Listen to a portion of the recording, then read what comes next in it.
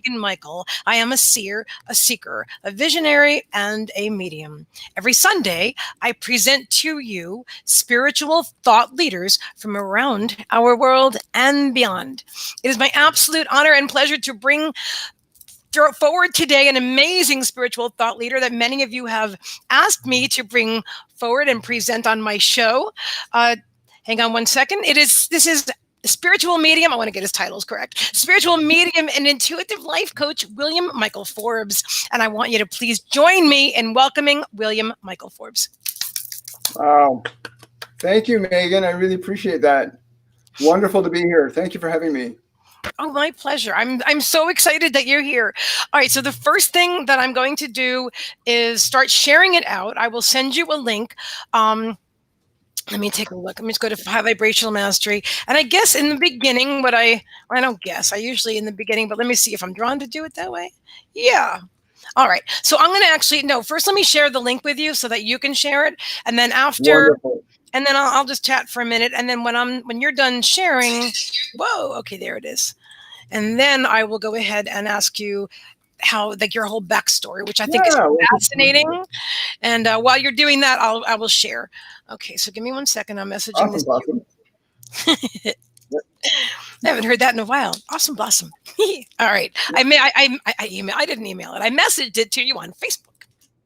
I got that. Just give me a few moments to share it out, and we'll get down and funky with everybody. Absolutely. Take your time. Hello, Kim McElwain. Hello. And Kim Siegel. Love you. Hello, Marcus Hanna, who says hello, everyone. And Marnie Lynn, who is sharing, who is tagging everybody like Shannon. And thank you, Marnie Lynn. Thank you. And welcome. Danielle, our awesome assistant. My assistant and moderator for High Vibrational Mastery, Danielle Riverin. Thank you very much for being with us today, Danielle. Thank you very much, Kim, for sharing. I love you guys. Yeah, Danielle is one of the many people that said, "Oh, you got to have William Michael Forbes. She watches you every single day or every day that you're on." I mean, yeah. Daniel. Yeah, you got some beautiful people that watch your show as well. They're amazing souls. I mean, everybody that's in this movement of raising the vibration of the planetary consciousness is a wonder in themselves. It's true. That's I call them my co-creators, because I couldn't do, and you couldn't. I couldn't do what I do if they weren't here to do this with me. And just because I'm the one on the camera, that's only because I'm drawn to do it, and that's my calling to do it. But that doesn't make me any more important than anybody else. We are all co-creating this new Earth together. I don't know. Didn't mean to go on a rant there, but absolutely. Every human being. I always say that every single human being is like a cell in a divine body that works together. Oh, we all function as individual cells in this incredible body of consciousness called humanity, and then that's another cell in a body of consciousness called the divine, and so on. Pretty amazing. So we got, we're all in this together. That's beautiful. I'm actually visualizing it as you're saying that, and I'm like, oh, that's expansive. That's huge. Love it. All right, did you already share it? That's all. I'm ready to go. Anytime let's get down and have some fun and share some vibes, and receive some vibes. Right. And awesome. I am excited about everything. And hello, Dad, and hello, universe. Literally, my clock says 7:17 because, I told you mine is ahead, but that's my number for my dad and the universe. So excellent sign, synchronicity. So let me ask you first about, and I'm going to ask you, as I said, about, how you got started, but I read your about. All right. I read your about, and I was very surprised to hear that, that we have a similar thing in our past, which I think is going to be more common than I ever imagined, where you were suicidal and you had an experience where you were standing on the edge of a bridge. It's called a precipice. And you were going to jump, and then something happened. So I don't mean to shock everybody, but it's on your about. So would you be kind enough to start there and then catch us up, and I'll be sharing it out to absolutely. That's going back about 40 years when I was just 20 years of age, and I had just become homeless. I was an emotional wreck. I couldn't differentiate between my thoughts and the rest of the world. And I felt like I had absolutely no value. So I was going to jump off a bridge here in Toronto called the Bloor Viaduct. And I climbed up on the ledge of the bridge, and I was leaning my foot out, and a voice said, "Stop. Get down, go to the payphone, call this phone number, ask for this man, he will help you." And I'm looking around to try and see who's talked to me. There's nobody there. A couple of cars are honking their horns because I'm up on the ledge of the bridge, but I decided to get down and go to the payphone. So I literally picked up the payphone. I remember the number today, 461-1811. And I dialed that number and I asked for the man, who was a guy named Terry O'Brien then. And I asked for him, and he was the one that answered the phone. I said, "Is this Terry O'Brien?" Anyway, that he ended up giving me a job, a place to stay, let me move in with his family. And that changed my life. He just gave me one book. But that voice changed my life. And I got so caught up in my own fear of what other people were thinking about what I said. Because the first thing I said to him, I said, "A voice told me to come and call you." And he just laughed at me. And I just felt really embarrassed. So I just shoved that away and accepted the gift that he gave me at home and a job. And that stayed in the back seat for many years before I realized that they were guiding me. That was my guardian angel, John. I now know that today, of course. But that was an amazing experience to actually have that as part of my starting point that led me to where I am right now. And everybody has that. Everybody has that to ask and receive, right? And sometimes it'll come when you least expect it. Absolutely. Okay, wait. So I didn't realize that you didn't. Okay, somehow in my magical story, in my mind, I thought, like you said, an angel told me this, and he said, "That's, high five on that." So that wasn't what happened. Did he even wonder how he got his number? And I didn't. When you were 20 years old and you're on the edge of suicide, you're emotional wreck. There's a different type of thinking process than I have right now. Totally. My mind is that, like, how come I didn't put it together? Why didn't I stay with that voice? Why didn't I ask more questions? But again, you're living in a three-dimensional world at that time, believing that I have no value, and suddenly somebody says, "Hey, this person will help you," and I just went with it as I've learned to do with many things in my life. But it was pretty profound to me. Oh my gosh, it's huge. It's huge. It's huge. So I'm still sharing it. So yeah, please continue. I had to clarify that because I just think it's amazing. And I'm sure all of our beautiful co-creators here are saying, "What?" That was the first time an actual voice spoke to me that I could actually say I heard a voice speak to me. But I didn't make the connection that the voice was an angel. I didn't make that connection that it was another. I could not make that connection from the place I was emotionally in my life then. Of course, now it's a different thing. And of course, we can lead people to perceive that reality, even if they're in very difficult times with what we've learned.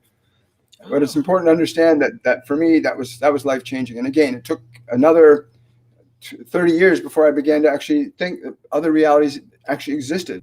And then another few years after that, in fact, just a few years ago, when I actively began to communicate and talk to the angels, the guides, non-dimensional beings, interdimensional beings from other planets, people that aren't in their bodies anymore, because we don't die. We just leave our physical medium of expression, as you know, right? Absolutely. I love that. So when I first became aware of you, you had just graduated a channeling course. And I don't even think I was doing my show yet. I was still trying to figure out, I was actually thinking, gosh, I wish I could be in that class because I want to learn how to channel too. That's where I was at the time. That's how long ago it was. But it wasn't that long ago at the same time, because I realized like your journey, my journey, and how it is now, things are moving so fast that when you just give it up to spirit and you're like, "Hey, I'm open." And then and look where you are now. So that was just like a few years ago, right? Yeah, it was about 2 years and almost 2 years to the day ago when I took a course with a woman named Kristen Davies. You might know her, a medium, Kristen Davies. I took a course with her, and then my wife and I, after that course, went out to Newfoundland, and it was in the mountains of Grossmorn in Newfoundland that her mother, who had passed away a week before, suddenly started talking to me while we're driving down the highway. And so I get this voice saying, "I am the mother. I am the mother." And I turned to Norman. I said, "Somebody's here. They're saying they are the mother." And then they said, "I got to pull over." So I pulled over, and then it turns out this was Norma's mother, and they had this 45-minute conversation with each other about the transition, why things had happened the way they had in the previous 4 years, and there's a whole bunch of amazing things happen, and that basically opened up a floodgate, because from that point on, I started meeting fairies and gnomes and Master Jesus and Buddha, and they just started coming and coming and coming once that gateways opened up. And then we were told to create our own courses, which have a level 1, level 2, and a level 3 program to gradiate people from getting introduced to the non-physical realms as an energy, and then getting familiar with how to actually sense who is who, how is how, and then how to actually articulate what they're communicating to us all the time, because they're communicating with us all the time. Everybody's being communicated. It's whether or not we have the ears inside us to hear or the eyes inside us to see, right? Absolutely. Yep. Yep. So, okay. So I wanted to ask you, because you do not call yourself a channeler, and so I want to understand. But it's my perception. I'm like, oh, he channels. So can you please explain what your perception is, the difference between a channeler and a medium?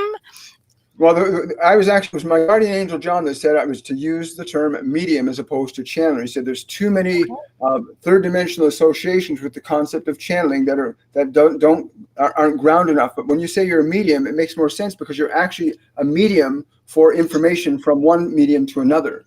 Right. So you're the one in between, right? Like the spirit, right? You're the medium in the middle. So yeah.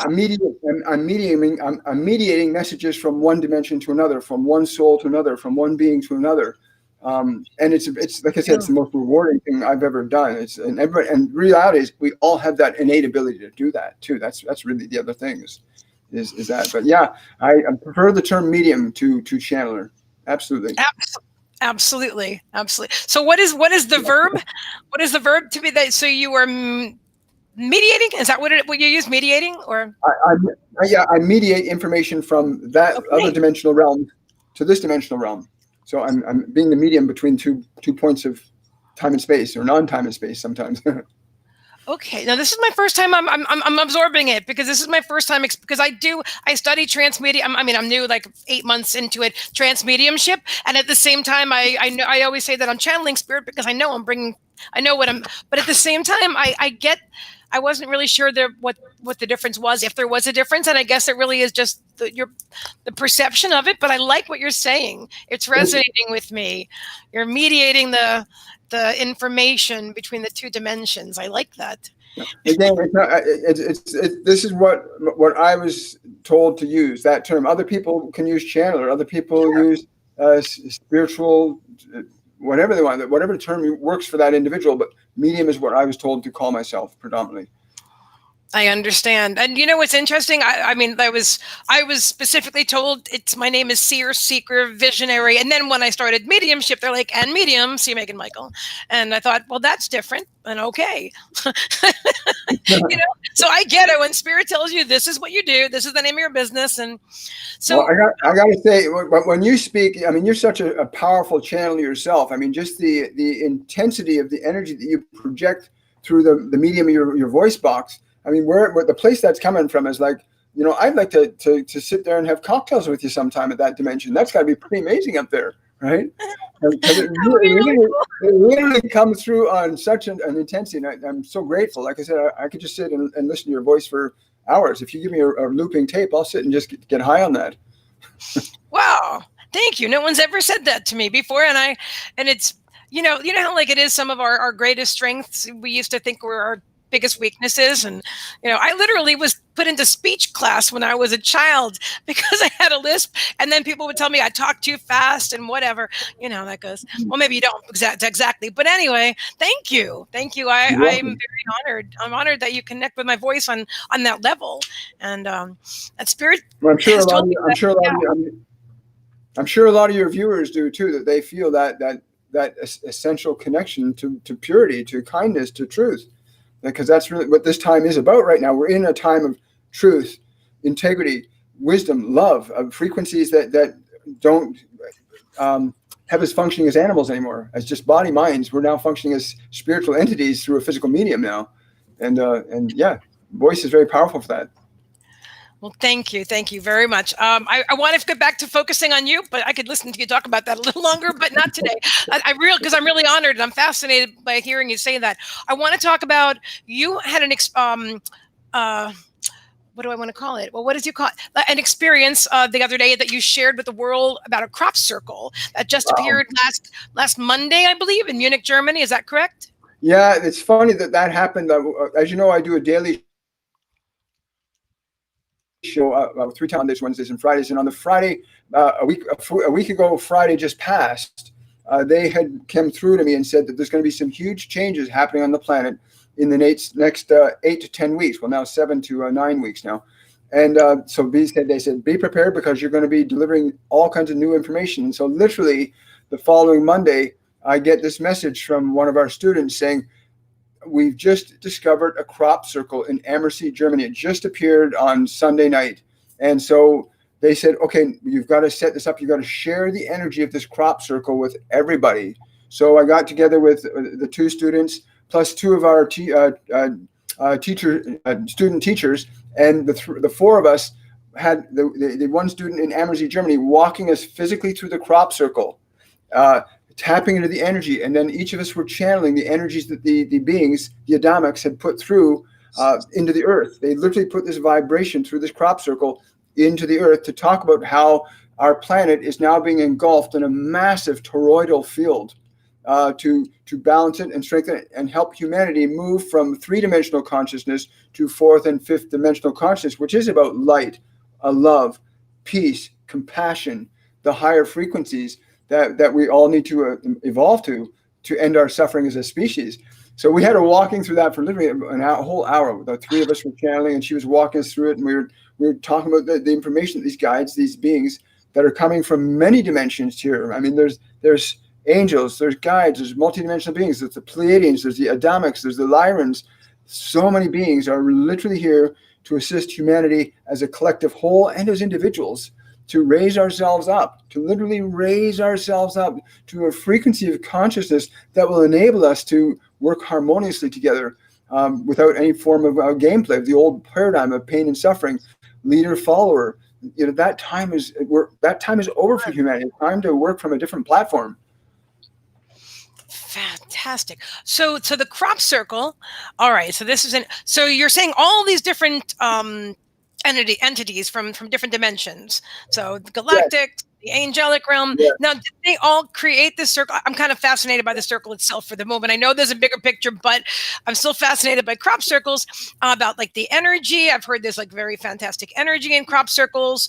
Also, did they explain? It's going to sound silly, I think, but I'm going to throw it out there anyway. How they make them?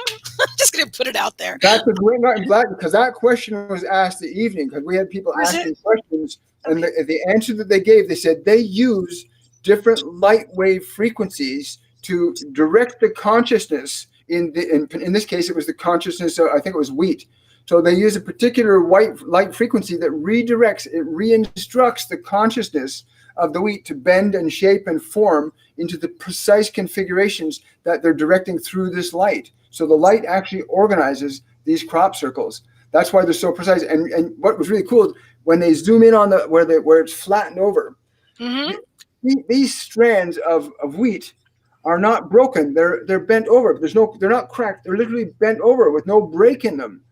And so they've literally instructed the consciousness in these life forms to create that shape, to communicate a three-dimensional message and a fourth and fifth dimensional vibrational energy to those who are able to vibrate to it and feel it and receive it.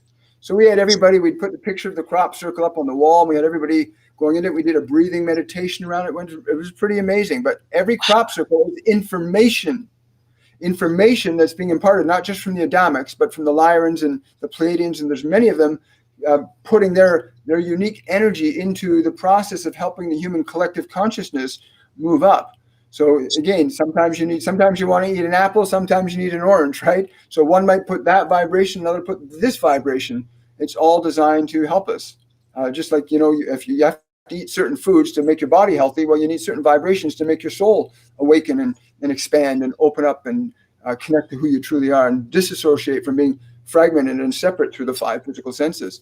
So it was really exciting to have them communicate that they use light, different types of light, to instruct the different patterns to show up according to the information they're trying to communicate to us. Does that make sense? It resonates with every cell in my body, every part of it, all the energy that I am. It resonates, and I've always wanted to know the answer to that. And I've seen documentary after documentary. I've seen them; they're bent over, they're not broken. I'm aware of that, and I felt like it was frequency of some kind, because everything is, right? But I didn't know it was light. I thought maybe it was sound. It was light frequency. Yeah, I don't know if you want to, but I've just sent to you in Messenger the exact crop circle that we are speaking about right now. I just sent it to you in Facebook Messenger. I'm going to put that up there in just a second. Okay, give me one moment while because mean, you can keep talking. I'm sorry, but I'm going to I want to bring it up to show everybody. That's a great idea. Yeah, it's really because remember, they're not just symbols of information. They're vibrational frequencies that are imparted to a physical medium, much the same way right now, you and I are having this communication and we're speaking in language called words, but embedded in the vibration of these words are higher frequencies that are impulses from our soul, from our spirit, from the other beings that are working through us. There is other information besides the physical words that you're hearing with your ears or interpreting with your brain. So yeah, so that crop circle was actually 47 kilometers west of Munich, Germany, and it appeared a week ago today exactly. So it was a week ago tonight that appeared in Ammersee, Germany. And like I said, it's been an amazing thing to actually see somebody there live and walk the audience through the process of. You can see the intricacy at ground level of how each of these lines and cuts and twists and turns are meticulously and articulate. There's no way a human being could have done that in a few hours. That actual crop circle is 100 meters across. And I haven't got the details on this, but there are mathematical configurations in there that validate that is a symbol for a toroidal energy that's now engulfing Earth and the inner solar planets. So it's really pretty cool. That's absolutely incredible. So all of us right now that are looking at this, are we being activated in some way? There's something happening because we're observing it. Is that? Yeah. Okay. So the fact that even if you're not a spiritually awakened person, even if you're not thinking that there's another dimension besides the one you have with 5 senses, there's a vibration there that has an indelible effect on your subjective consciousness. In much the same way as a subliminal information can be imparted through a medium, right? Well, this, for the average person that doesn't recognize more than the 5 physical senses, that will make a net shift in their subjective field, which will allow them to have a different awareness unfold when they're ready to receive that. But it'll be put in their neural architecture once they experience the vibration from it. In their neural architecture. Is that what you just said? That's what I said. Yeah. In other words, it's stored in it's stored in the molecules of the brain, and it will have an effect. Much the same way as you can put a single drop of water in a clear glass. You might not see that color, like a drop of blue dye in a glass of water. Yeah. That one drop, you won't see the difference right away, but it's there. Even if you're not aware of it, that difference is there. So just looking at that will create a shift energetically within your consciousness, whether you're aware of it or not. And that's one of the beautiful things about bringing these beings through, these energies and these messages through. We don't have to be attached to whether or not you're going to get it, because it's inevitable that a part of you eventually will, in the time and the way that's right for you to unfold that or integrate that into your conscious awareness or your soul perception. Thank you. Wow.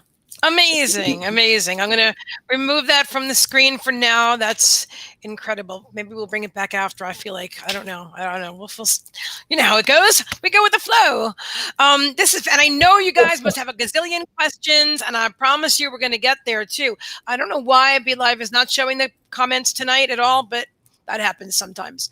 So that's what's happening there. So in case I'm not commenting on your comments, it's because we can't see them. But I'm looking for you. There might be a lag. I've noticed this recently with Be Live too, and I actually spoke to them about it. There is a technical issue that they are working out. There's a lag between what's being presented in the comments, because I ended a live stream last week, and suddenly when I ended, all the comments that were there, dozens and dozens of comments suddenly appeared. So yeah, please. Oh wow. Yeah. So they'll get that sorted out in another week or so. All right, let me take a look. So I'm looking on Facebook directly, and I'm saying, and I think I'm seeing the same. I'm seeing the same things that I saw when we really first began. So there really is some kind of let me see if there's anything newer. Okay, no, we're just going to keep going, but just know, guys, we love you, and I don't see any of your recent comments yet. But I trust Spirit will bring them up when they're supposed to be here. Absolutely. So let me ask you this, please. So you have stated, let me get it right. Hold on. on. Okay, so the question is that can people learn to intentionally alter their DNA? And I feel that you have the answer to this question. Well, I'm not the only one who answers, but yes, absolutely. From my own experience, I can speak that yes, we can alter and influence and affect our DNA. The challenge that most people have in grasping that concept is that DNA is very small, and the molecules that you organize with your thought are very small. A lot of people think that if I just have this thought, it's going to happen, and that does happen sometimes if there's no resistance. But your actual physical DNA, I mean, I think the thought to this hand open and close.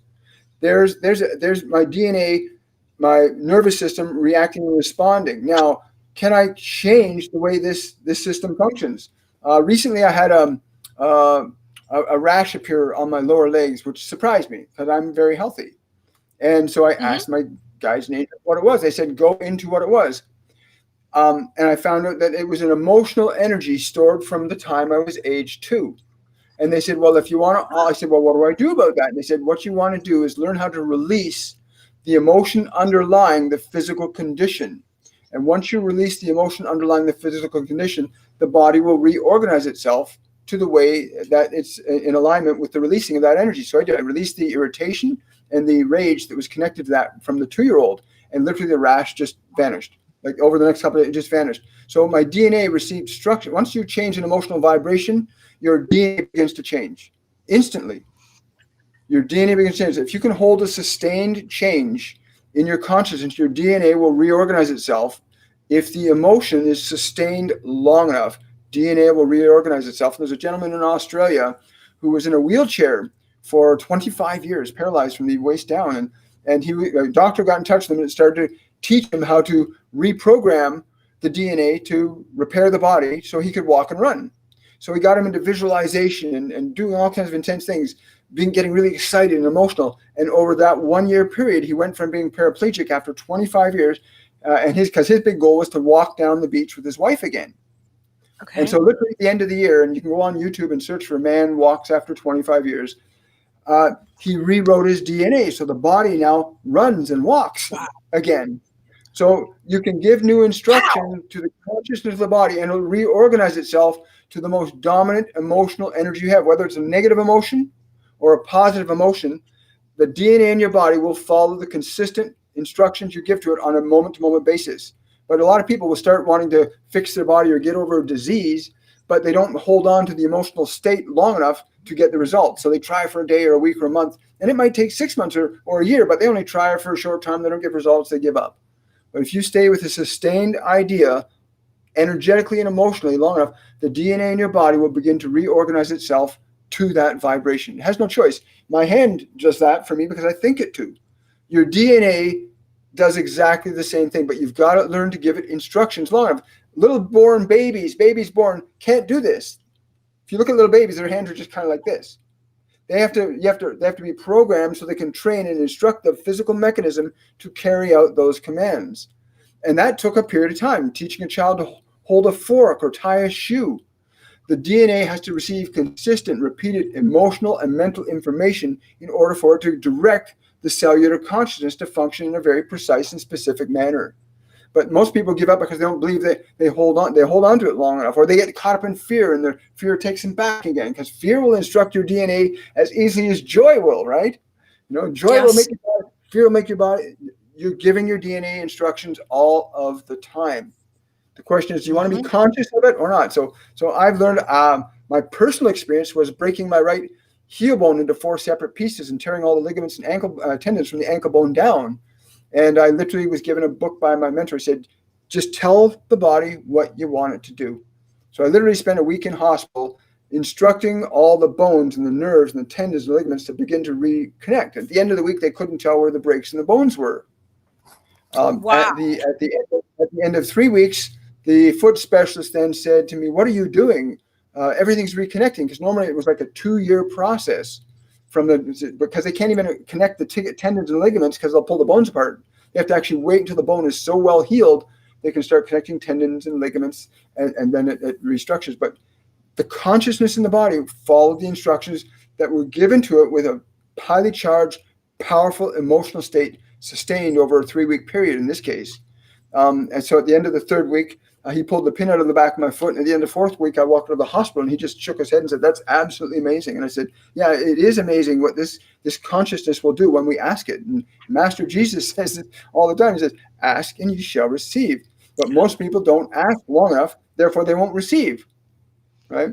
So anyway, that's the simplest way I can do it. There are beings on the planet now. I think we were talking about Joe Dispenza earlier today. Yes. He's done remarkable work in articulating the science behind it. I mean, he's proven it scientifically. He's got instruments that measure that process, and that's really great for people that want to really know that they know that believe that the physical world is the only way they can comprehend reality as being true or false. Right. You know, I know I don't need my body to know what's true or false. I know I can know from what I know. But yeah, he healed his own back, because I remember, I know his story. I mean, I've heard him talk about his story where he was right, and he was in. I don't know if he was crippled. I don't remember the details, but I remember he was saying he healed his own vertebrae. Sounded a whole lot like what you're talking about, but you've experienced it firsthand. Oh my God! Right. Well, and when I heard him describe his story, I went, finally, there's somebody else that's had that experience, and he's done the science behind it to prove what I've been telling people for 40 years, right? Or 30 years. This is what happens when we think a thought long enough with enough emotion, the form has to follow. And it does all the time. I mean, you watching television, you can watch a TV and something really amazing is happening on TV and you find you're going, yeah. Your nervous system is being altered by that television show.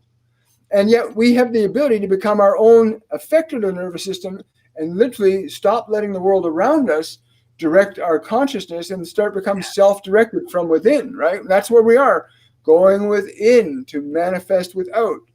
You know, life is meant to happen for us, not to us, literally. Exactly. Very fascinating. Yeah, very fascinating stuff. Oh my God, this is amazing. Oh my gosh. I literally forgot what I was going to ask because I'm so, okay, I know what I was going to ask. So do you need, okay, so let's say it is a spine or a foot. Do you need to know your anatomy? Do you need to visualize it in detail coming back together again? Do you need to understand how it works? Or can you visualize the idea of it? And do you see where I'm going with that? That's a beautiful question. That's a really, really good question. It's twofold. In my case, I used to need the visuals of it.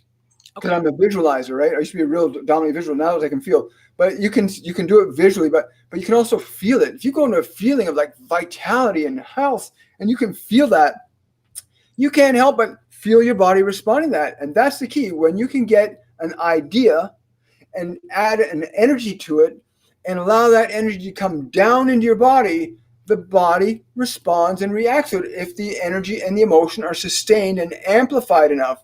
And I like your audience is watching. If I start laughing my ass off right now, really hard, if I start laughing, people out there are going to be picking that up. And it's an energy.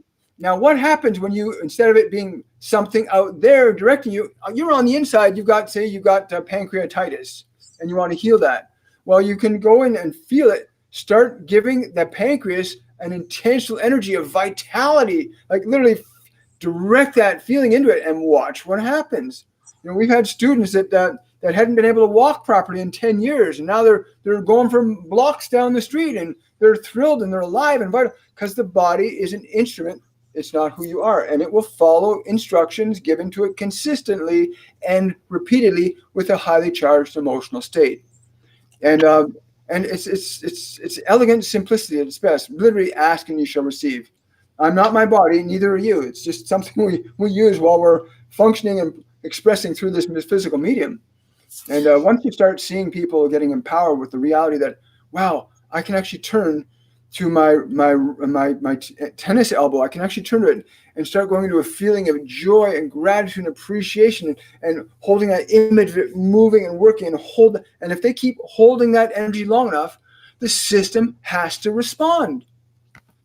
It has no choice. You can watch a TV show. Everybody, your whole audience will knows this. They've watched shows. We all have watched shows where we get excited, shows where we get scared. You know, we can be influenced by that, or we can do the same thing from within. We can literally go, I'm vital. I'm strong. I'm powerful. I'm free.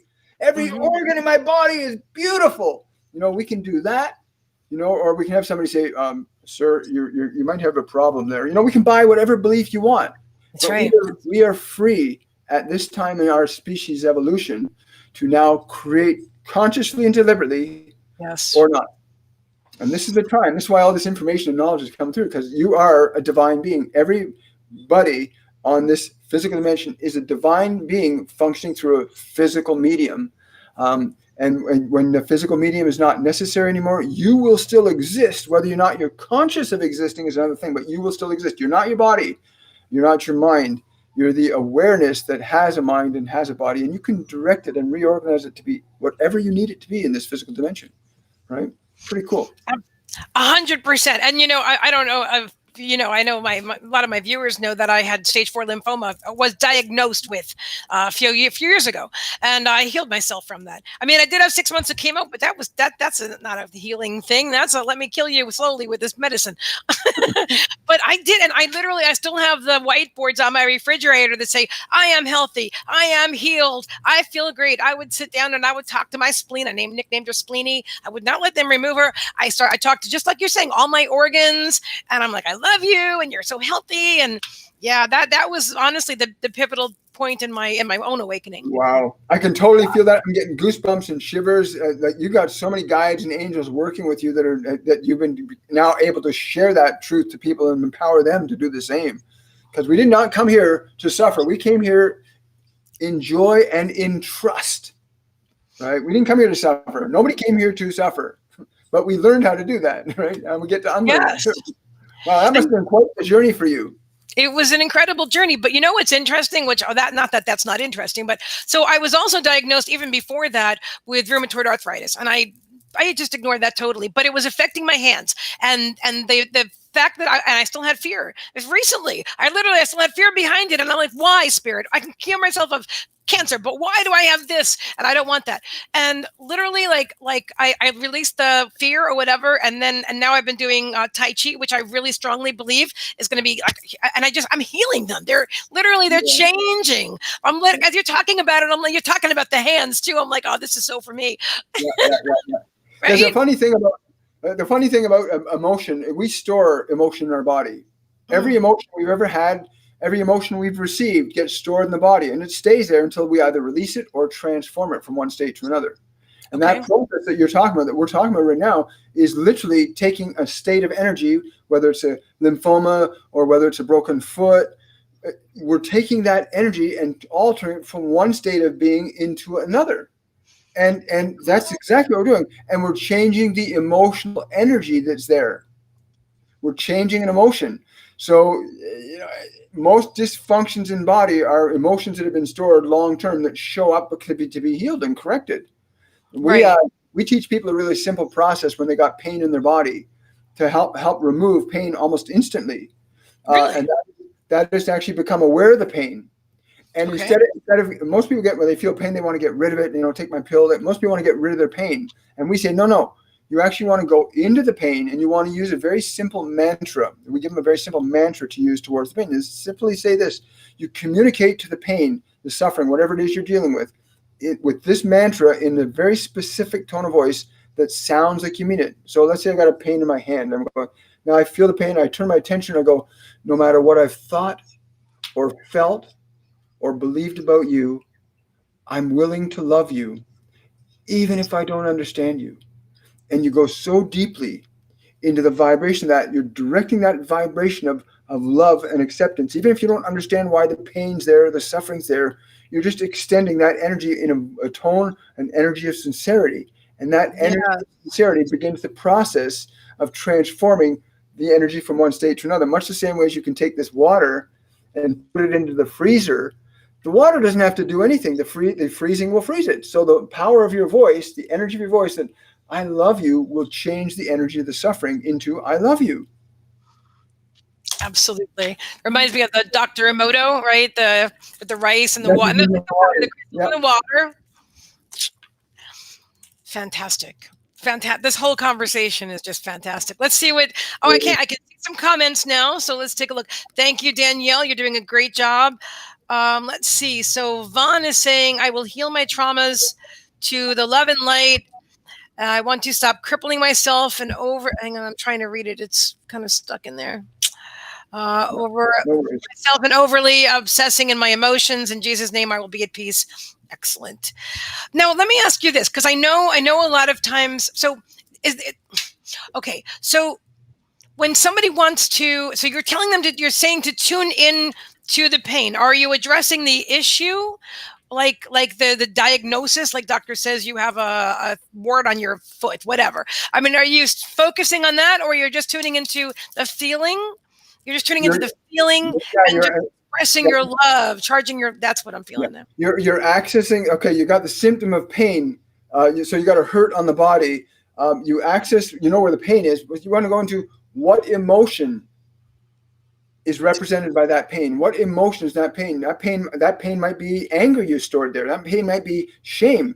That pain might be guilt. It doesn't matter. Once you can identify what the emotion is, well, then you can go directly to the emotion. If it's a part that's angry and you're communicating the love, have you ever had somebody come up to you when they're upset, they're upset and you come up and you start to care about, is everything okay? They begin to shift and change because they can feel your compassion and your caring. Well, the molecules in your body will do the exact same thing. So once you identify the emotion, you don't have to go back. I think it's a real waste of time to try and go back and recover those old memories. I think it's just, you're experiencing that pain right now. Transform the anger, the guilt, the shame, the irritation, the frustration, whatever that emotion that's stored in that part of the body. You literally just want to transform the energy. Once the energy is changed, it doesn't matter where it came from. I agree with you. I love the way that you said that, because I know there are a lot of modalities that directly have them go back. People go back into the past and focus on the trauma, and I'm sure that works for a lot of people, but it doesn't resonate with me, and so that goes against what a lot of people like. I think the basis of EFT, which I think is a great tool, tapping, but I don't believe in that part of it. So I think that's awesome. I love what you're saying, because it's very new. It's very now. It's very what's happening in our world right now. We can bypass all the bullshit and just and just create our own reality and fast. I feel like things are. Oh, I could snap again. Yeah. I understand that. I want to say on that point that there are what we in the quantum field of consciousness, all infinite possibilities exist throughout all time space. In other words, there is not one reality that does not exist. Every conceivable possibility that any human or any other being on any dimension has ever thought of exists.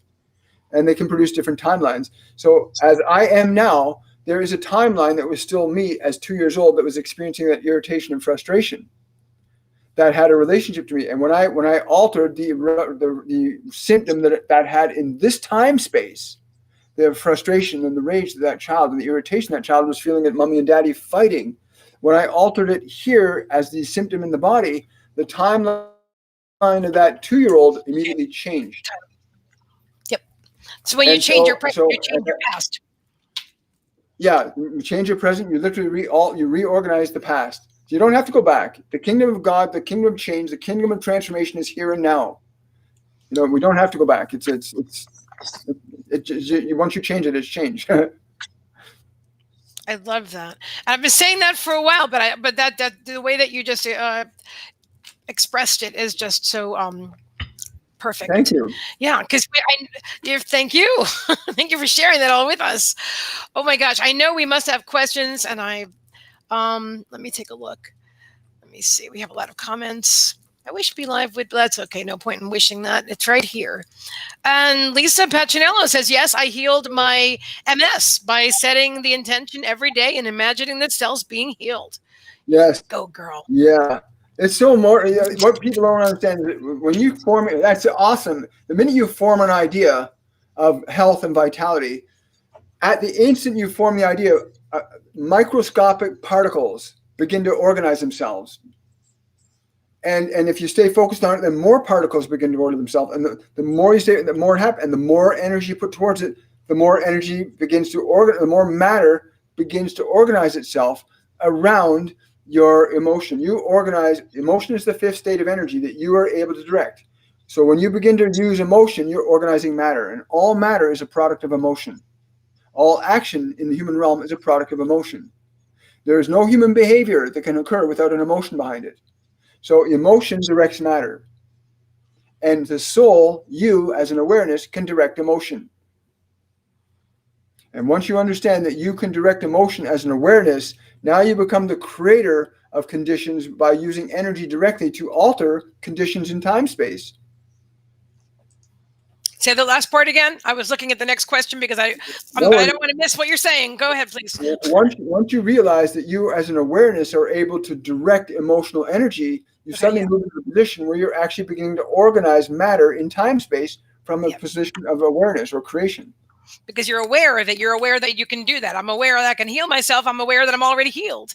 Yeah, so a lot of people everybody takes it for granted that they can open and close their hands. They can walk down the street. We can talk. We can do things out there. But very few people are aware that they have the same level of relationship and ability to alter their heart, their kidneys, their liver, their lungs, their bladder, their veins, their arteries. All of those things can come under your control as an awareness too, once you understand the principle that it's just a matter of developing the awareness, like you had to develop the awareness as a child to do that. You have to develop the awareness that, I can slow my heart rate down. I can actually direct the consciousness of the body to produce the right amount of insulin. And it's based on a feeling. A feeling always organizes matter. Emotion organizes form. There's no exception to that. I love that. Okay, I got a whole bunch of questions popping up now too, suddenly. Oh my God, now they're coming up. But before we go there, I have to ask you this because it's like burning. So I would like for you to speak to there's so many people they've been given a diagnosis and they call it chronic, and they've been told there's no cure for it, and they've been dealing with this for decades, maybe even a whole lifetime. I'm going to just give it to you. You know where I'm going with this. Oh yeah. First of all, for those of you that are in that process, you have my greatest compassion and heartfelt love, because you're in a great opportunity of learning that can liberate you from this world in ways that you cannot imagine. But once you start to apply a very simple process, a very simple formula of recognizing your emotion is your energy in motion, you get to it is infinite spirit available to all of us. And if you're in a long-term chronic pain, then you don't want to try and get rid of the pain. You want to engage it from a vibrational perspective of love. And I'll tell you something, there is not one person listening here or in this planet that if I ask them, what does love feel like to you? There's not one person on the planet that wouldn't have some idea of what love would feel like to them. And from that perspective, when you can access a feeling of love, that's when you can use that energy to begin to interact with your chronic condition with that and produce a very different effect in it. So instead of going, oh, this back pain is killing me, you're suddenly going, oh, there's that back. I'm going to give this back pain a vibration of love. I'm going to stay with that. And you'd be amazed. I cannot tell you how many times I've witnessed in front of my very eyes people literally transform their pain in a second because they just turned around and said, I'm going to give it love instead of getting angry with it or being annoyed or frustrated. Here we go again. You know, a lot of people get up in the morning and look for their pain and their suffering. Stop doing that. Get into a place where when you identify your pain, it's a part of you that's in pain. Give it love. Don't drug it. Don't pill it. Give it the love, a vibration. It's in you. You are love. And when you start to give that to any pain in your body, it will automatically begin to change. You'll feel it. I promise. If you stay with that vibration, it will begin to change. Much the same way as I can turn to my body and say, jump up and down. It has no choice. It'll do it for me because it knows I love it. Yeah. And if you're saying to your body, if you're saying your pain in your hand, I love you. I'm going to take good care of you. And I'll make sure I'll even give you some apple cider vinegar tonight to alter the displaced calcium in there. So there's all kinds of things you can begin to engage. But every single person watching this, every person on this planet, if you can access a vibration of love consciously and begin to nurture that vibration and impart it to the parts of your body, the parts of your inner emotion that are suffering, you start to say to that party that's feeling angry inside, hey, I know you're really angry, but I'm willing to love you. Even if I don't understand why you're angry, I love you. And the more you do that, the more that energy begins to change. As I said earlier, think of that anger or that pain as a glass of water. When you start directing love at that glass of water, it changes. You put this water in the freezer, the water will change to ice. I don't care how many glasses of water you put in the freezer, whether it's blue water or green water or yellow water or white water, you put it in the freezer, it's going to freeze. That's the law. Well, when you start to use a vibration of love and you start to direct that consistently at anything, it begins to reorganize whatever you're directing that love towards to become the vibrational frequency of love. And that is really the most effective starting point to begin to articulate a way of dealing with your chronic pain. If you're wanting to choose another route other than the route of pills and drugs, those can be very handy. Like I said, when I jumped off that fence and my foot exploded into 4 pieces and all those things, I needed that Demerol to settle the pain down so I could get my mind focused to do the healing process. So there are times when those things are useful, but there are times too when you get adept enough that you can turn around and go, and it'll change instantly. Wow. Fantastic. All fantastic. All right. Yeah, I'm just so the only it's not the okay. Let me see. Do I want to go there, Spirit? Okay. So I guess I kind of do, because I really want to hear your perspective on this, where some people are very they define themselves by their illness. They define themselves by their pain and the illness that they've had for so many years, and they don't even. I feel like they don't even know who they would be without it. And how do you speak to that? Wow! Again, that's a beautiful question. Thank you for asking. And what I say to them is it when something becomes very familiar to us, even if it's bad, we want to hold on to it, because if that's all you know. It's like, where are you without it? But I'll tell you something, the minute you begin to transform any pain, something else in your world is going to start to happen. The minute you're willing to give up your suffering, you invite something else to occur. And I know, believe me, I was a drug addict for a number of years. I was an alcoholic for a number of years. I know how important my suffering was to me because it helped me to not feel other pain by doing that. So once you go to the place where you're willing to start giving up your suffering. Once you're willing to start doing that, you're going to start inviting something else to start occurring in your life. But again,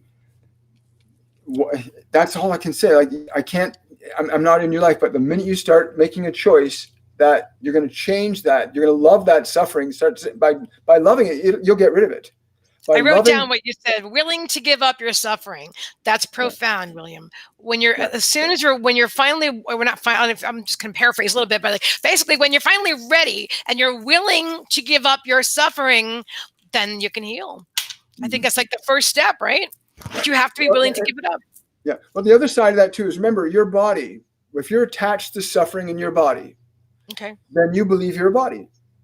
And your body is very instinctual. And the body is based on a simple mechanism called fight or flight, pain or pleasure. And sometimes we get attached to our pain as being part of our identity. So now we get the pleasure of our suffering because we're used to it. And the body doesn't know anything else. The minute you start to change it, the minute you start to move away from your suffering, the body tries to go back to it because that's what it's familiar with. It feels safe there. It feels safe with that bottle of alcohol because it knows what's going to happen. When the body, being an instinctual instrument, it responds to things from instinct. So it likes to know what's going to happen. At least I know if I drink alcohol, that's going to happen. It knows that. So it's predictable reality. And when you stop giving up bad habits, when you stop giving up your suffering, you move away from a predictable reality that your body's used to. And so your body wants to go back. And you can say to your body, no, we're going to take you to a brand new life now. And I can tell you, I've done this, where I've actually, no, we're not going to go back to suffering. We're going to keep going this way. And the body's saying, but no, I want that drug. I want that thing. No, I want you to be happy. I promise you, this is unfamiliar, but you'll be safer and happier if we go this way. But we're going to eat more living food. We'll feel better. But I feel better with that sweet stuff. No, you'll feel better. I know it's hard, but I literally had to retrain my body to be the way I want it to be. And because your body's an animal body, it has to be trained. You literally have to retrain your body. Nobody will do it for you, and it won't do it for you. You have to train your body, and it will fight you because it wants to stay in a familiar reality, even if it's really uncomfortable. It wants to stay with what is familiar because it can be predictable. The body likes a predictable reality. You're a dynamic being. You don't need a predictable reality. So you want to train your body back to being subjective to you rather than being in control of you. I hope that answers your question. Brilliant. Oh my God, that was just profound. Thank you. Profound wisdom. Love it so much. Oh my God, that's Perfect. So Morning Lynn is saying, and I can actually bring it up on screen. I'm a retired nurse, and I have seen so many cases. It's so very sad. Okay, so I think let me see, do we have, so if you want to ask some questions, you can do it now, because I can bring you up on the camera and on the screen, but you know what I'm saying, the words. I can bring the words. Marnie's saying, that's like the Munchausen by proxy parents do with children. It's interesting, because I used to focus on that. Because they're telling them that they're sick. Oh, I see what you're saying. Because they're telling them that because my mother was kind of like that, honestly. So yeah. So before I was awake, I actually had I used to have I have about 160 videos on YouTube that nobody's ever going to see. Because I hid them all, because they're about subjects that don't resonate with me. That's one of them. It's interesting but I thought but I see what you're saying, because the parent tells the child that the child is sick, and then the child grows up believing that they're sick. I think sometimes also people that because I too have also been addicted to like painkillers or whatever in my life. And, but I remember, I actually consciously remember saying to myself, well, I have this pain, because if I didn't have the pain, why would I be taking the painkiller? So for myself, that I had to be doing the right thing, I had to say, well, of course it hurts a lot, that's why I'm taking it. Yes. But but like you said, we have to be willing to give up the suffering. Yep. And willing to give up whatever it is that you're using to get rid of the suffering, because honestly, that's just causing you more suffering. Yeah. But when we create a coping mechanism like alcohol or drugs or painkillers, when we create that, and that gives us some relief, it makes us feel better. And we don't want to give up that little bit of relief, because we don't know of anything else. And once you understand that you can actually create a higher state of being very simply and elegantly, with a bit of time and patience, you can create any state you want in your body. You really can. A lot of people don't know that. Absolutely. Thank you for that. So Danielle is saying to William, any message from Jesus for us?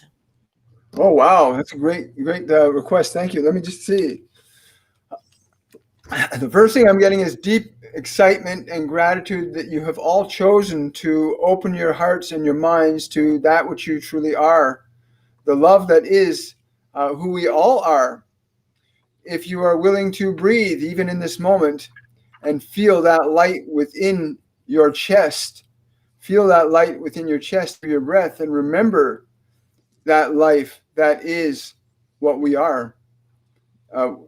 If you wish to rise above the positions of limitation, go here into this place, this now place, and be free of what was in the present moment.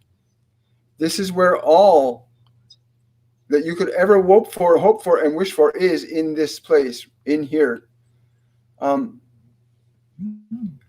he's saying something for you specifically, that there's something behind you that you have to let go of.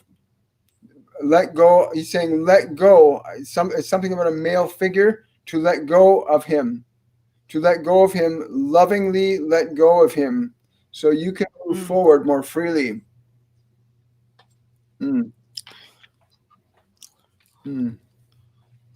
Thank you. Thank you, Jesus. Thank you, William. Thank you, Danielle, for your beautiful question. And that was a beautiful answer as well. Kim Siegel is saying, I am feeling immediate relief in my back right now. Woo-hoo! Yeah, right on. You go, girl. I love it. I love it. I love it. Yeah, our body is always listening to us. People don't realize your body is listening to every thought you have. I knew this guy named Jean-Guy Morin many years ago, and he used to walk around saying, oh, so-and-so is a pain in the ass, and they're a pain in the ass, and they're a pain, and he ended up getting rectal cancer. Oh my gosh. Okay. The body reacts to whatever energy we focus on. It doesn't think. It can't reason. Your body cannot reason. It can only respond and react to the information going into it. So that's an example where people go, my back's killing me today, and sure enough, the pain increases. But your body's always saying the same thing. You go, wow, I love my body. What a beautiful instrument of divine light and love. It'll feel it. It'll hear it. It's always listening to us. Always. Absolutely. Oh my God, I love that. And I was going to put up Marnie's question on the computer, but then as soon as Jesus spoke to Danielle, she said, that's the answer to my question. Cool. Oh, I love it. Yeah. Excellent. So now Nicole John is asking, can you reverse allergic reaction to medication? I think you mean medication, right? Wow.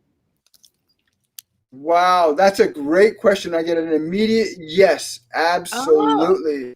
Understanding that the reaction is a response of an energy in the body that perceives this as foreign to what it would naturally do on its own. If you wish to correct this reaction, it is your emotional response to this reaction that must be corrected first. Correct your emotional response to the reaction, and the body will adjust to the response that you have corrected. Mm-hmm. I hope you wow. understand that. Change the emotional response you have to the reaction, and the body will feel the change in your response and will react to the different reaction of your reaction. I'm mostly getting that. Sometimes I just have to let things wash over That's me. But so I hope that answers your question, Nicole. That's I awesome. we Sometimes, had a woman. I had a woman. I knew a woman who had chronic grass allergies, and I met her on a golf course of all places. okay.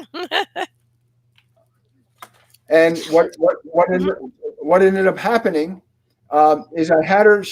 Her nose was running and her eyes were watering, and I said to her, "Give love to the symptoms you're having. Give love to the symptoms. Feel joy towards them. Tell them thank you for taking care of you, and then give love and gratitude to the grass." And literally within 2 minutes, her nose stopped running, her eyes cleared up, and she's going, "I can breathe. I can breathe." All she changed is the way she was interacting with the responses of her body that her body was having to the pathogens of the grass. Right? I love that. I love What do that. you think of those who are unwittingly addicted? Addicted to the fear of getting sick. I'm looking at this question from Wallace Brown. What do you think of those? I can't. What do I think of those who are unwittingly addicted to the fear of? Yeah, there's a lot happening. We're really busy online now. We got a lot of people coming up here. Yeah. Okay. Right. Understand, if you can get them to give love to their fear, to actually embrace their fear and Okay. let their fear know, they'll take care of it. It's perfectly safe at all times. Actually have them talk to their fear like that. I will take care of you. I will love you. They'll feel an immediate change. Most people react when they experience a vibration like fear or anger. Most people react to it. Very few people stop and approach it with a vibration of love and compassion. But if you saw a child on the ground that was afraid or terrified, you wouldn't go over and kick the child for being afraid. You'd go over and give it, "It's okay, I love you, I'll take care of you, you're safe here." Well, why not treat yourself that way when you're in a state of fear? You get a person to treat themselves the way they treat a child that was afraid, they'll feel an immediate change in the energy. I cannot tell you how many times I've seen that. Yes. Oh, I love that. Thank you for that. Great question, Am I Wallace. lagging a lot? Mhm. Say that again. I'm sorry. I didn't hear the last thing you said. Are you getting a lag from me? Yes. Are you getting a lag from me? Yes. Okay. Yeah. I'm not sure why that's happening. I think the internet is exploding with us with joy and vitality.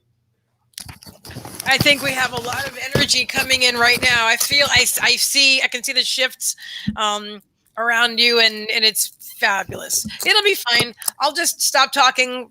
When I stop, I'll just wait for you to answer. Sometimes it just works that way. So, but we have another question I just saw a moment ago that Jennifer Culp Martin is asking. How can you help kids with ADHD? I'm going to run and grab some water, and I'm going to give that question to you. Okay. Yep. Go ahead. Well, that's a great question. Again, please understand, I'm not a medical doctor. I'm a medium and a medium and an intuitive life coach. And please understand that ADHD, basically attention deficit hyper disorder, means the kid's got a lot of energy. Their energy's everywhere. You teach a child that's got ADHD to breathe and feel what their body does when they breathe. Get them to breathe and feel what their body does when they exhale. Get them to pay attention to what happens in their body when they breathe and exhale. Because once they get their awareness, it becomes aware of a shift in the body. So you have them breathe slowly and deeply and have them pay attention to how the body feels when they exhale. And have them do that 4 or 5 times, and you'll see an immediate change, experience immediate change. Because whenever you exhale, doesn't matter who you are, whenever your body exhales, it automatically relaxes. It's an automatic hardwired program response. So whenever you exhale, tension is immediately released from the body. So the hyper energy begins to relax. You're actually you're actually teaching the child to alter the neurology of their body just by breathing. And they'll feel an immediate relaxation. And they have to do that 4 or 5 times and get them to get experience with changing their state.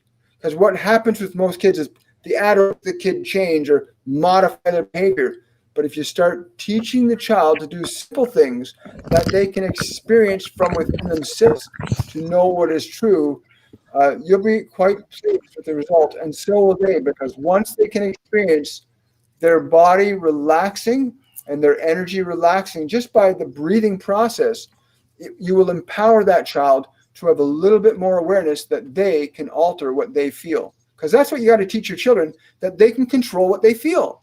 Yeah. That they have that in there, that they have it within them to do that. We all do. So do that. Have them breathe slowly and deeply, and you'll be amazed at what they'll experience. It's not about getting them to experience. They will experience. Just have them breathe and ask them to feel what happens when they exhale. Feel what happens when they exhale. And please let Meagan know or email me. Let us know what your results are from that, because I'm always excited about what happens when people empower their children to create and utilize their own energy instead of being controlled and manipulated from the outside. We're at a time we're meant to become powerful from the inside out, not to be controlled and manipulated from the outside in. We are awakening our inner giant. Absolutely. Great question, by the way. It's a great question. And I found something out personally, and this was like years ago when I first started awakening and transforming my life. I started out with guided meditations. That was like my first step. And then and I met a woman whose son was labeled with this, and the husband and the wife, they just really focused on that label. But I actually said to her, well, why don't you try the guided meditation? Literally they couldn't stop the child from like being like running around until he started listening to the guided meditation. When it really worked. Although they didn't seem to like that because they were used to the sameness of things. But that really did work though. So I think that's, sometimes that might be another option too. It's good stuff. Yeah. Yeah, let us know, Jennifer. Let us know. That's a beautiful meditation. Please.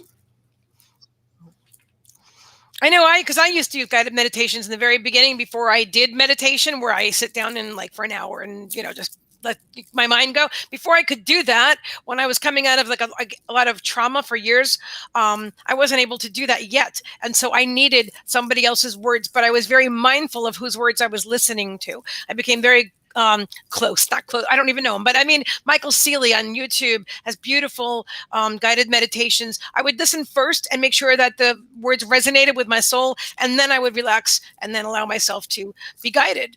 And I really recommend that for anybody who's ever, make sure that the message resonates with you, and then relax. And I think guided meditations are sometimes the best way. And we do guided meditations every Saturday on our program, Supernatural Saturday. We do guided meditation every Saturday.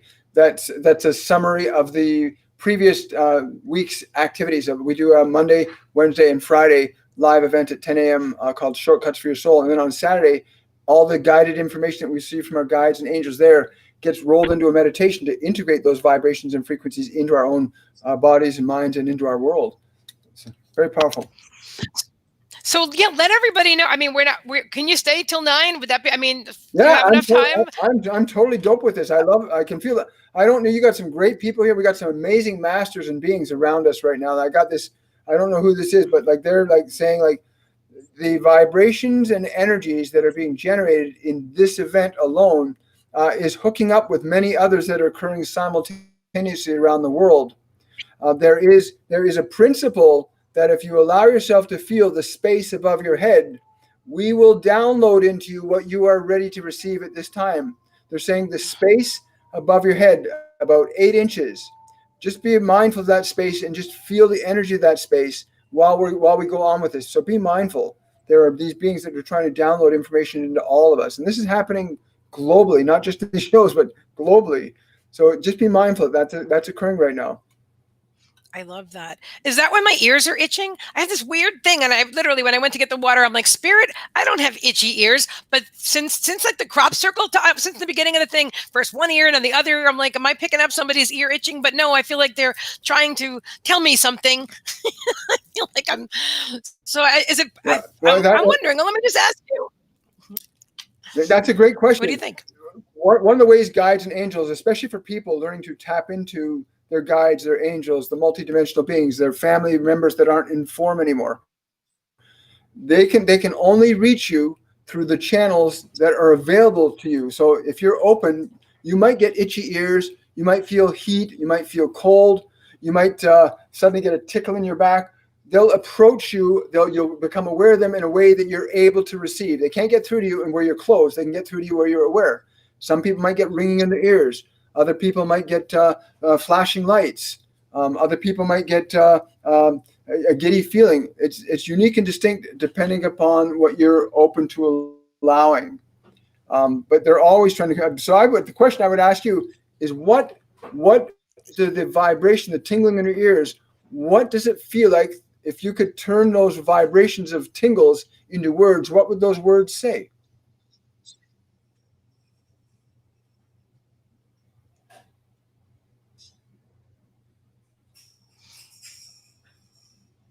They're talking about the crop circle. I feel like there's a message that they want me to pull it back up on the screen, and that they want you to tune in and give a message. It's connected to this. That's really what I feel. Wonderful. It's funny because I get it is time for each of you to find the center of your being.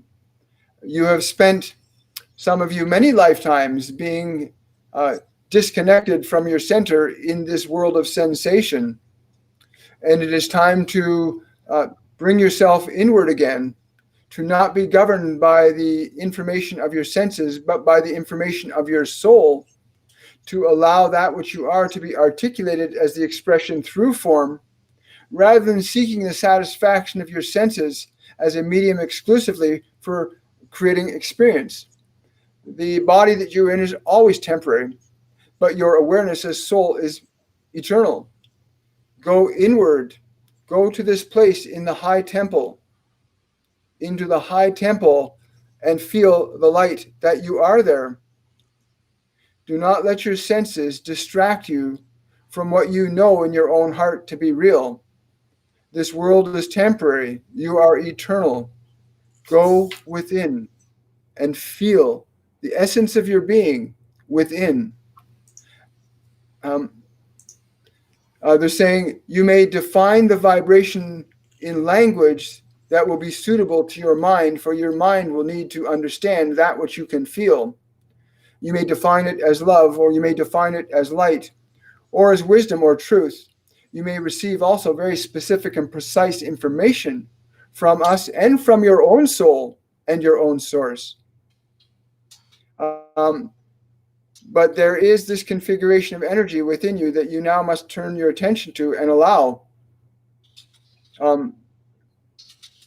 It's very, again, I'm getting like a center point, and these like almost like a wheel of, it's hard to describe, but it's like a center core and these lines coming off it that's actually spinning. It's a crystalline structure. They're saying it's deep within our DNA matrix. You're tapping into the awareness of your awareness, and distancing yourself in that process from your senses will allow you to feel that of which we speak at this time. But you cannot know from your senses that which is true beyond your senses. It is through your awareness, the place within that you are, that you can know these vibrations and frequencies that you may allow into your world. As we have put this vibrational frequency into the architecture of your planet, and as are many others doing this, these are frequencies will organize you when you allow them, for you are that which we are also. So I'm getting very strongly that, again, that space about 8 inches above the head, and really allowing yourself to feel that, not as a sight, sound, touch, but as a vibration, to really allow this to come down. It's funny, when you start to allow, I get this vibration like a drop of water hitting a clear pond and just radiating out in all directions. And when we allow that vibration to unfold within us, it gives us the opportunity to reorganize what we can express here and get beyond being directed by matter to directing matter, to creating experience rather than being subjective to it. But yeah, thank you very much for putting that up there. Yeah, thank you. Thank you. And now my ears don't itch anymore. That's what it was. I'm like, Spirit, I never had this before. So what are you, they say the crop circle, bring the crop circle. Cool. Thank you. And I'm going to listen to that again later, because I was also, you know what I mean? I have a lot of times I have to like, wash over me. You know what I mean? And then you get it. You understand. Oh, yeah, and I totally get it. I want to share with you guys. I mean, in case you're wondering, like, oh, how come they understand everything, and some maybe you don't feel like you do. It doesn't happen that way. Not for me. I'll speak for myself. Sometimes I have to let information wash over me, whether it's from Spirit directly or whether it's from another medium, channeling. I don't know which word to use, mediating spirit or whatever it is. If you don't like, even times I listen to Abraham. You guys know that I listen to Abraham all the time and cry on. Sometimes I just let the stuff wash right over me. And when I'm ready, it just becomes part of who I am. Yeah. New things, if you try to force it and think about it really hard, you're going to just boggle your mind, because your mind has nothing to compare it to. How would you describe that experience? Well, that's interesting. Once you become aware of a sensation that's different than what you normally experience as an energy, the minute you become aware of that sensation as an energy, you might not know what it is, but the minute you become aware of it, when you start to focus on it, your focus of that which you're focusing on begins to become organized. And as you continue to give it attention, it begins to connect to you. You begin to actually, it's like you're looking through a pair of binoculars, and you adjust the focus, and all of a sudden it gets clear. So when we're focusing on something, there's a different frequency within us, we're actually beginning to tune into a vibration that we need to tune into.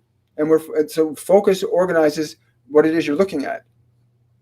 That's the only way I can put that. So like when you tuned into the tingling of your ears, that as you focused on it more, it suddenly became organized into the image and information to put up the crop circle. And then I see what you're saying. Yes. Yeah. And then when you said to me, can you tap into a message? I could feel that energy coming down, and I tap into it, and that becomes organized as I give it attention. Our attention organizes matter, right? Because that's what we are. We're creator beings. We organize matter with our attention, right? Yes. And as you were speaking, I opened up my, I did that. I opened up my, which I'm always open, especially when I'm doing this show, because I'm always receiving. But I literally, I felt it. I felt the energy over my head. I felt the download pouring, and I physically felt it because my attention was there. And I love that feeling. I love feeling energy, Yeah, one of the beautiful things about technology is technology is now allowing us to measure energy fields. 20, 30 years ago, they could not measure how wide the energy around the body can go. I mean, your body is an electromagnetic instrument. When we draw a breath in, we're actually moving electrons into our body through our breath. When you move electrons through a conductive surface, they create a magnetic field. So when you're breathing in and breathing out, you're generating a field that radiates out. An electromagnetic field radiates out. And when you start to become aware that you're generating a field just by breathing. And now they can measure that what we think and what we feel alters what matter's doing. We can measure the changes in the field now, not just in the body. And you can expand the field of your body out as far as 16 feet, where you can actually feel that wall. You can actually feel the energy of the wall that's 15 feet back to my right, and I can feel the texture. I can feel the actual vibration of the molecules there. You get so sensitive that you're not using your physical senses. You're using your awareness as a medium of consciousness to tap into different wavelengths of matter, whether it's a door or a cloud or a fish in the sea. You can move your awareness any point of time and space and tune into what's there. It's really cool. But yeah, we can see that now. We can measure. That really resonates with me. I never heard it described like that, but it's basically what I do. How I do what I do. I just expand my awareness. I expand it, and I just connect with everybody. This is weird. I'm sorry. I'm just looking at the sky. There was supposed to be a storm, but of course there is no storm here tonight. We're in Florida, and there's no storms here because we have high vibrations. Everybody, high vibrations. Really high vibrations. Oh my gosh. So I love that Jude Hegarty is saying, I see white light around him. I see that very often around you. It's the most incredible thing. And I've always seen that around you, which is why I was so drawn to you a couple of years ago when you were just graduating the channeling course. I'm like, oh, this guy's special. There's something really special about this gentleman. Well, it takes one to know one, right? And you if you see it, you be it. Right? Thank you. Right. Let's see. Does anybody have any questions? I'm sure you do.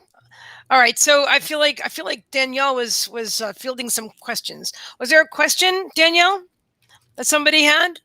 Because she was saying that she'll see if something is allowed. So I don't really know what she's asking, or what somebody's asking. Let's see. Oh, I'm seeing a question here from Veronica that was very fascinating too. Okay. Is this one, the long one? Oh, yes, that's it. What a coincidence. We both saw the same question at the same time. Isn't that amazing? Talk about being those spirits. I gotta love that. So she's saying, I lost my son 2 years ago. We did Om together. Yeah, it's hilarious. It's normal too. Once you're in harmony, it's the way the body works. The body's like that all the time. However, since his passing, I've pain in my joints. I do not take meds for. I do concentrate on holistic. Again, when I tune into his energy, he's actually. I don't know why, but you're actually feeling his energy because he's still trying to be energetically close to you. You're actually feeling the energy of his spirit within your joints. I'm getting from him that the departure was not one he was quite emotionally prepared for. But you can tune into the pain, tune into the pain in your joints.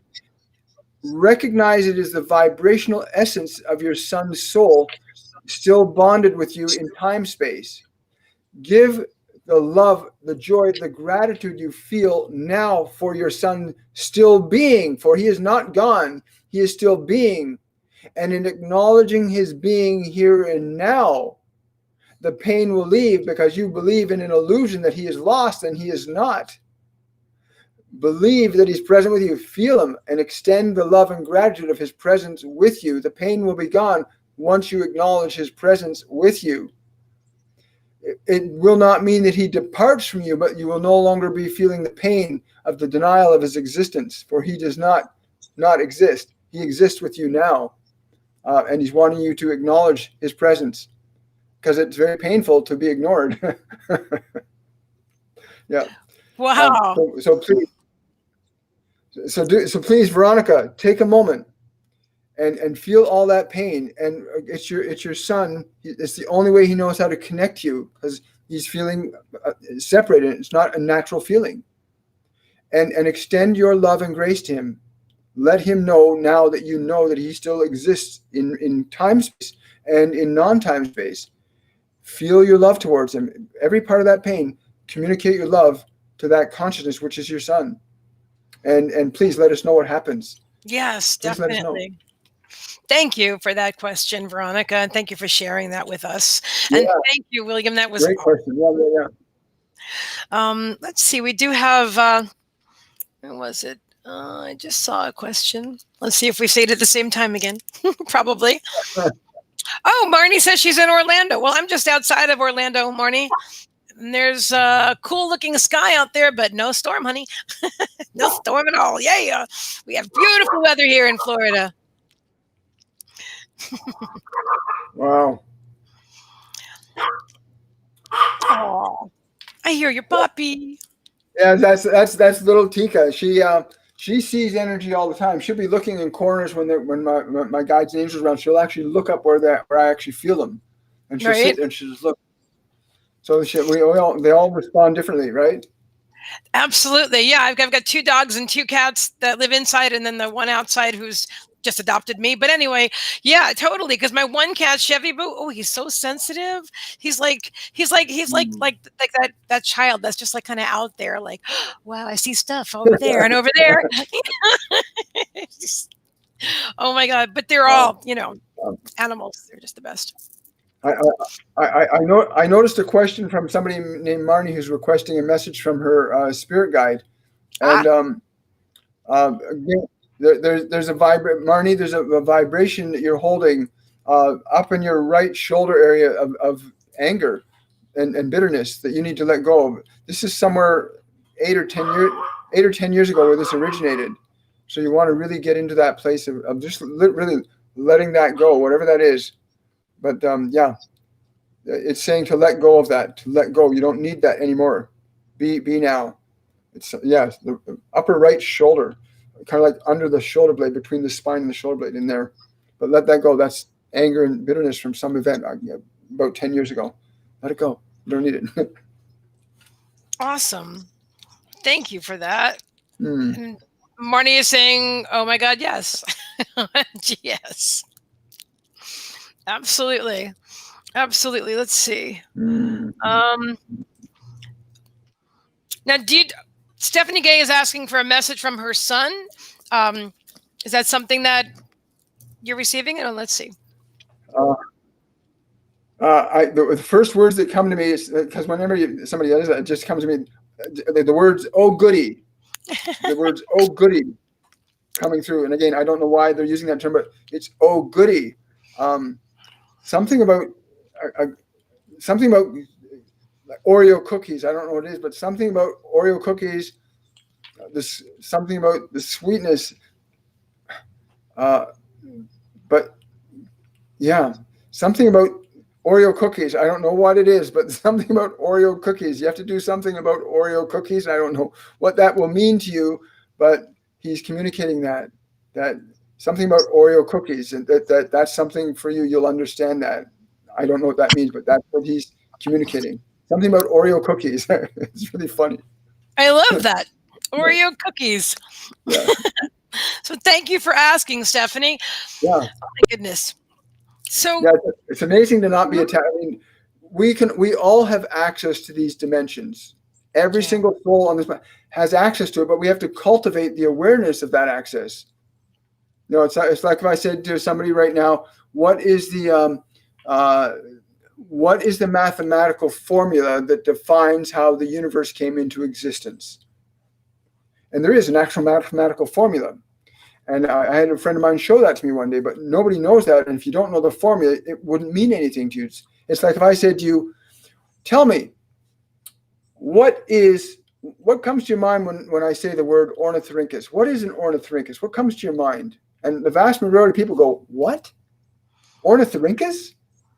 Because there's no yeah, something about that. And that's what the brain does. It tries to get what it thinks it can, but everybody actually knows what an ornithorhynchus is. But if you don't have a frame of reference in your system, you can't perceive it. But if I told you that the ornithorhynchus is also known as the duck-billed platypus. I was right. It's something to do with a bird. Okay, yeah. And a duck-billed platypus. That's cool. And you can see how your brain automatically goes, yeah, I know that, right? Yes. And so I'm a trivia person. I like that game, so I get that. So my brain's tapping, so tapping into guides and angels is like that. You've got to build a framework of reference so that you can reconnect to what that is already natural to you. You actually know that guides and angels and multidimensional beings exist. You already know there's a divine creator. You already know that you're a sentient, immortal, eternal soul.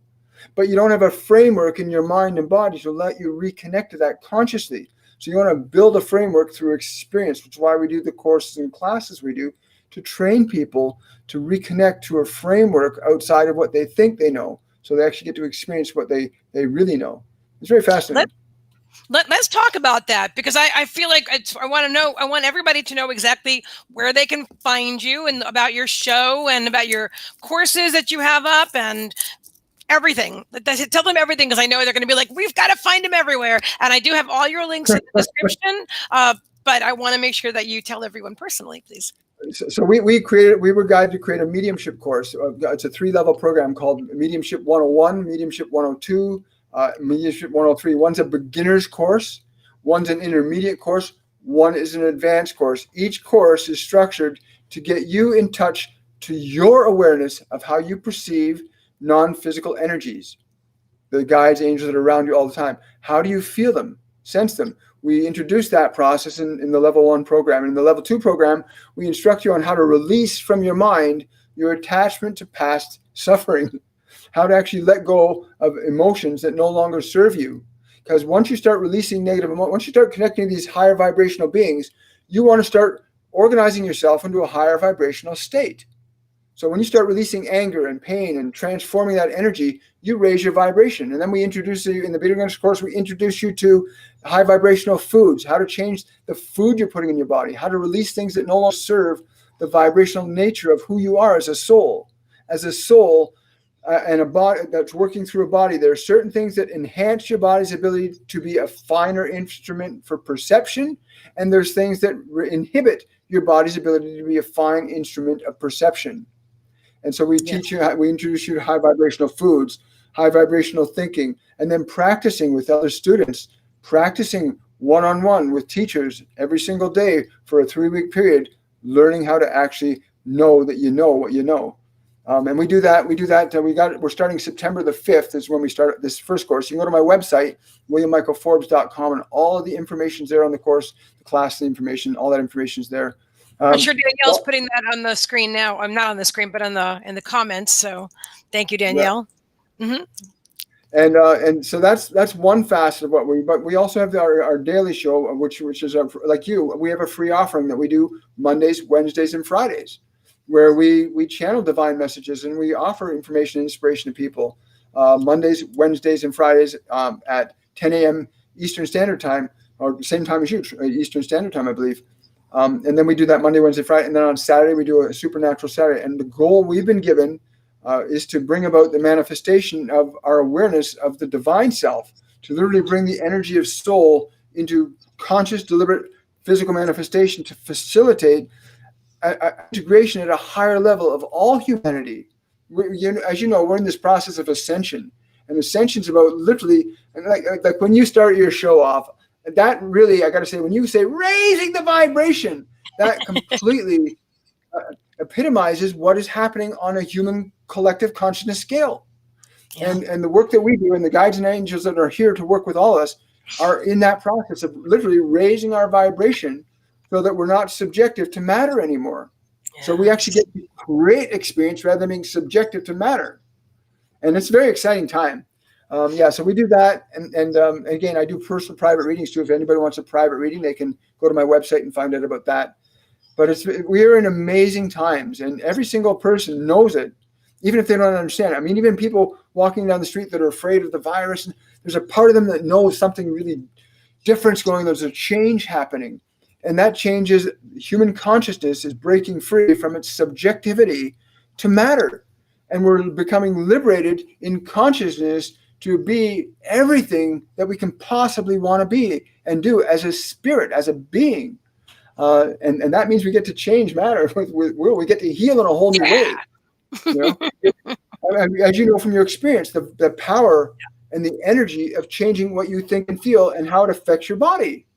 Absolutely. Now imagine if everybody on the planet could just think the thought, I'm in joy, and the body aligns itself to that in an instant. And it does. If you go, woohoo, your body aligned itself to that energy. And now we are here, all of us, many of us are here to bring everybody to that conscious awareness that's what everyone can do essentially. So yeah, I invite you to come out to our courses and classes and open up your own connectivity to your source to the divine beings that are here working with you. It's a really exciting time.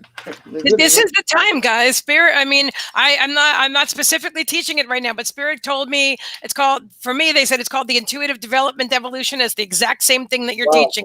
And they said intuition is not just for psychics anymore. It's exactly what William is teaching. So I would definitely grab that class, because this is what Spirit wants you all to know. They gave me this information when I started High Vibrational Mastery. So this is really significant. So I'm really glad that you have that awesome course out. That's cool. That's very cool. And that's a really great way to put it, because, you know, every single child that's born in this dimension is completely connected to source. Yes. What happens, we start to get information through our 5 physical senses that suddenly takes this vast infinite self that we are and localizes it down to this finite identity of this one body. But the body and mind aren't who you are. They're instruments that you are able to express through. They're not who you are. I don't know what's this going on here. I can hear you. Well, I know my phone just went crazy for some strange reason. Oh, but okay. that process of becoming this finite personality like William or John or Barry or Joe Beth, that's not who you are. That's the information stored in the body that's localized your awareness to a finite identity, but it is not who you are. And the minute you start to be able to break your attachment to what the world has conditioned you to think you are, you start to liberate yourself into the infinite potential that is innately available to everybody. And all the beings, all the experiences that reside outside the perception of our 5 physical senses, which is very limited. I mean, our eyes actually only pick up 1% of the visual spectrum. Our ears only hear about 1% of the sound spectrum. And so when you start to learn how to articulate your awareness to perceive higher frequencies, suddenly you got Master Buddha coming in saying, slow down, William, breathe a little slower, talk quietly. And you start to hear and you start to feel these other levels of information that are available to you outside of what you think you know. So well said. This is so exciting. So we have just a few more minutes left, guys. So I'm going to ask you, because I can, because I'm the host and I'm allowed. I want to ask you if you have anything for me about High Vibrational Mastery, if there's anything that you're receiving specifically for me. Well, yeah, absolutely. Your guides and the angels that are working with you are just like ecstatic with what you're doing.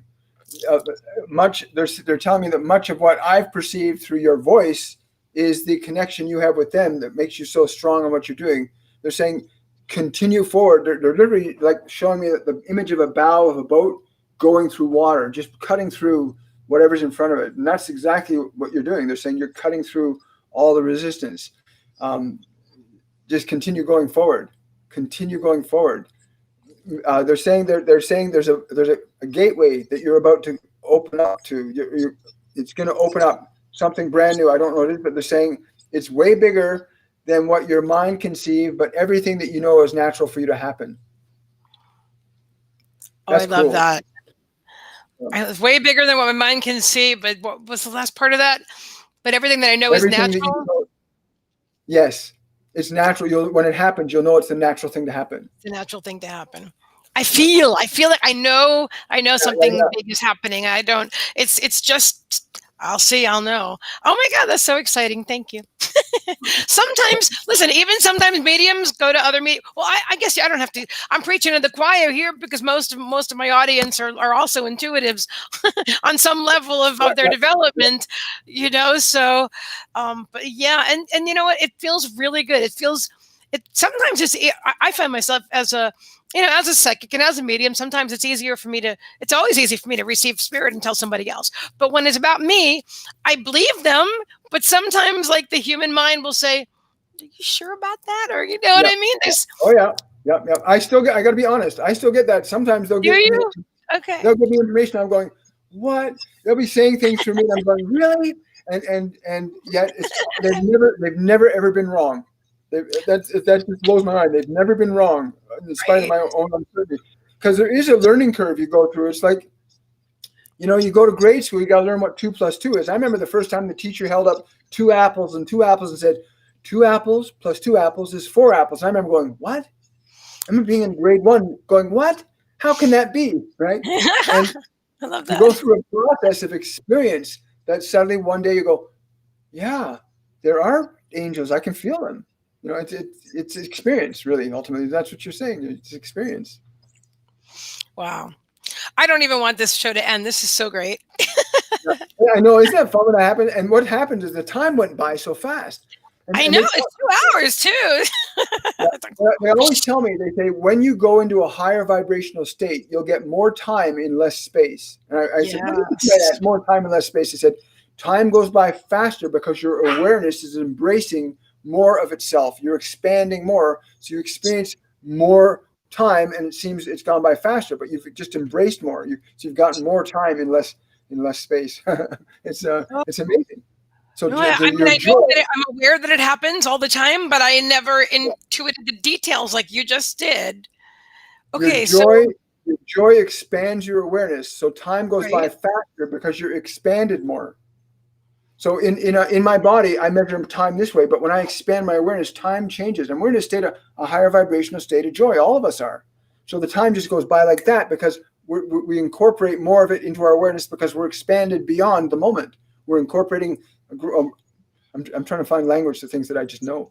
But I you just understand. that's why time goes by faster when you're in a state of joy because you experience more of it in less time. I know it sounds contradictory, but it's actually not. I get it. Thank you. So I also want to make sure that you guys know that William has an amazing YouTube channel. So you can also find him on YouTube. You're on Facebook and on YouTube 4 times a week. Is that right? You 3 times plus the Yes, guided meditation on Saturdays. yeah, my YouTube channel is William Michael Forbes on YouTube. And like I said, we're live on Mondays, Wednesdays, and Fridays at 10 a.m. to 11 a.m. And we do Q&A and we bring information through and whatever they've asked us to put out. And then we got a Saturday show as well. They can find me on Facebook. I actually have a group on Facebook that you might be interested in looking at. We got a group called 1 Billion Strong that my guardian angel John told us to start almost 9 months ago. And he said, I want to start this group because what happens is people need to be aware that they affect the electromagnetic energy of the planet. Literally, we are changing what's happening electrically to the planet. So he said, get everybody together into a state of love and grace twice a day at 12 noon and 12 p.m. on your own for 1 minute. Just get into a state of love and grace and be in a vibration of that and radiate that out to the whole system. And we started that 8 months ago. And literally 3 weeks after we started this process of meditation, I think we got a little over 500 people doing this in the group. And Wow. literally the speed at which the poles were moving at that time when we began was 34 miles an hour. The poles began to slow down to 25 miles an hour, the movement of the poles. And then the ozone hole in South America, in South Antarctica, suddenly closed up in about the fourth or fifth week. Yes. We interact with this planet electrically. Every one of us, every life form on this planet is an electrical expression of energy. And so you get into a state of love and grace, it's going to organize this material world very different than the vibration of fear. And they told me that humanity has been struggling with an imbalance between fear and love. And we got to correct that to maintain a balance of energy literally in the planet. So we're again moving onto a state of love. So you can join the group 1 Billion Strong. We'd love to have you there. I also have another group which is more less focused because that's focused on really helping us organize the global electric circuit and the relationship we have electrically to all the other planets and stars. And then I got an more open group, Soul Evolution, where people are just sharing their insight and inspiration. But the YouTube channel is where you're going to learn the most and experience the most and grow the most. And again, I hope if you're listening, come out to the mediumship course, which starts in September. It will blow your mind. It's going to change your life. We've got students that are just blown away. So please consider that. Thank you I just have to share this because Kelly Collins is saying all the hearts going up on my face on them, but I haven't been touching my phone. Strange. But Marnie said the same thing about like 10 minutes ago. That's that her phone is, she's like, because when you spoke with her son, I believe it was Marnie, and so I think like everybody's getting these messages now. So many people are getting these messages from spirit right now in like real time, Yes. Understand that we are not, in essence, we are one as an energy. We are in these finite forms. So remember, we are transmitting and receiving universally and simultaneously, whether you're aware of that in your body or not. That's the reality. And the command keys and codes that are being transmitted through the mechanism of a sound wave through these devices is influencing, stimulating, and affecting your body and your mind, the architecture of your whole electrical system, to be reattuned in a way that allows you to receive information slightly differently than you were before this event happened, but in a way you actually plan to do so. Whether you're aware of it or not, you plan for this, right? Absolutely. We all Oh my plan to gosh. do it. Yeah. One last thing before you go, because like everybody's talking about, is somebody sees their dad. Is it okay? So my heart is that she knows it's her dad. Mm-hmm. Yeah. Yeah. Again, he's saying he wants to just put his arms around you. He's saying, allow yourself to feel my presence. Allow yourself to feel my arms. Yes, you will feel his arms, the warmth of him around you, to know that time, that this world does not separate us. It's important you feel that. He's just saying this, and yeah, he's saying she will feel it. Don't worry. So just allow that. Just allow the awareness you have of him. Allow him to come to you, and just allow that energy to be imparted to you. It's an amazing thing when you realize that we do not die. We just simply leave a physical medium of expression. My way is if I had two radio sets right here, and they're both playing the same song, and if one of the radio sets breaks, well, just because the radio set's broken, it's still playing, so the song still plays. Just that vehicle is not there. So when you lose your body, you don't lose your being. You lose the medium of the physical mechanism of expression. And once you understand that, when somebody leaves the physical world, they haven't left being. And a lot of people make the error of thinking that somebody's died. No, somebody's left their physical medium of expression. And if you learn to attune your awareness differently than what your body is inclined to think, you can then tune back into their energy. They're not gone. You can tune in them anytime.